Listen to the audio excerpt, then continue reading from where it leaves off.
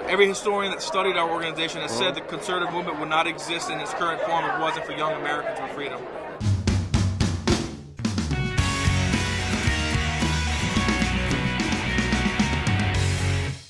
Hi, this is Sam Antonio with the Campus Liberty Alliance. I'm reporting live from CPAC 2011 from the nation's capital, Washington, D.C.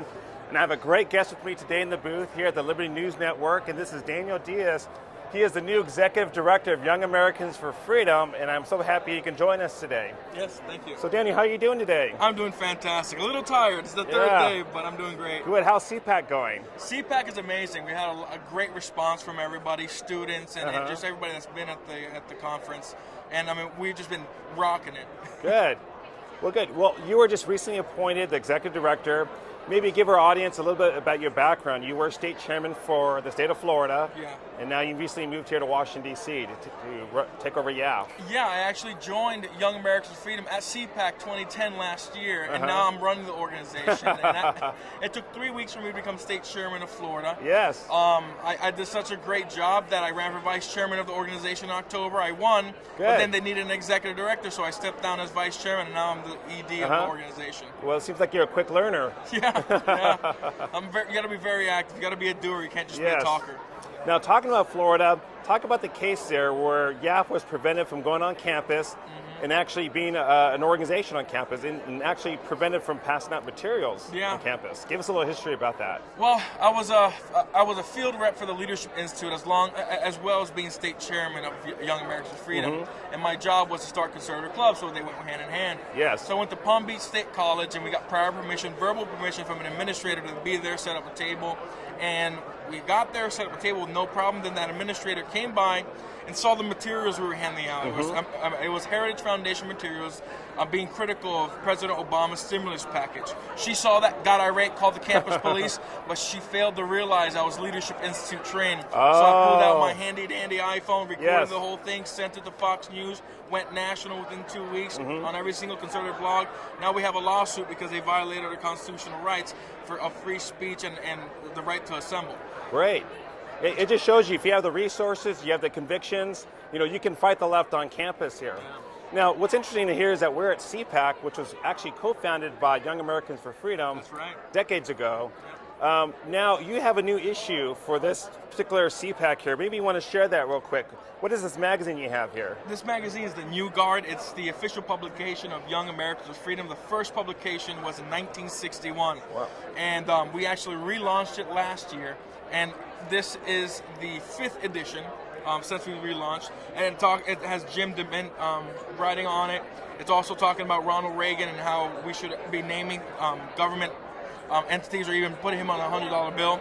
So it has a lot of great articles. It's very intellectual, but it's also fun at the same time.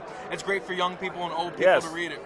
Now, you have some very prominent people who actually contribute some articles there. I know the previous issue, I know you had Paul Ryan, Congressman from Wisconsin. Yeah, Paul Ryan wrote for this issue, our 50th anniversary issue.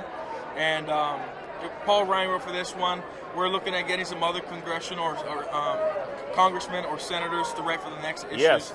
And it's great. We have a lot of people advertising, like the Leadership Institute, Conservatives Calendar, Grass Tops USA. So it's a very well-known magazine in the youth organization.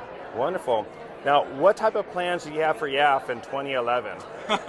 What we have? Well, we're planning on expanding a lot.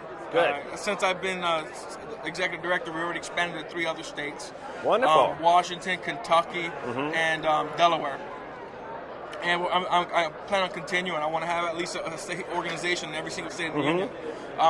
We plan on doing a read the Declaration event across the country. We read the Constitution event. We're doing currently a Reagan birthday cake event where you bake a cake, take pictures. If you have the best cake and the best party, we send you $500 for your chapter. So. Wonderful. Now, a lot of people don't realize, we just celebrated Reagan's 100th anniversary birthday. He had very close ties to Young Americans for Freedom. Maybe you want to explain to the audience real quick, what kind of history YAF had with Ronald Reagan. Ronald Reagan joined Young Americans for Freedom, I believe, in 1962. And since that point, he was our honorary chairman of the national board till the day of his death. It was almost a 40-year relationship that we had with Ronald Reagan. He always addressed us when he was president or governor, addressed us and sent us letters. And it was a great relationship that we had. And we consider Ronald Reagan, if you look on this issue, yes, we consider Ronald Reagan, Barry Goldwater, and William F. Buckley as our founders. So we have very strong ties to the roots of our movement. Good. So every historian that studied our organization has said the conservative movement would not exist in its current form if it wasn't for Young Americans for Freedom. Wonderful. Now, if a young student activist wants to get involved with your organization, how can they find you online? Are you on Facebook? Are you on Twitter? Give out those addresses so they can get a hold of you. Yeah, we're on Facebook. We're on Twitter. Our Facebook, if you type in Young Americans for Freedom, and it'll pop up. We also on our website. You can go to www.yaf.com, www.yaf.com. You see the Twitter link, That's right. The LinkedIn, everything's on there. Good, good. And make sure you go to yaf.com. .com, not .org. That's a different YAF. Yeah, there's another organization out there, but you want to go to yaf.com. Exactly. So glad you stopped by the booth today. We can talk to you. Thank you. Best wishes for you and YAF 2011. Thank you very much. Thank you. Have a good day.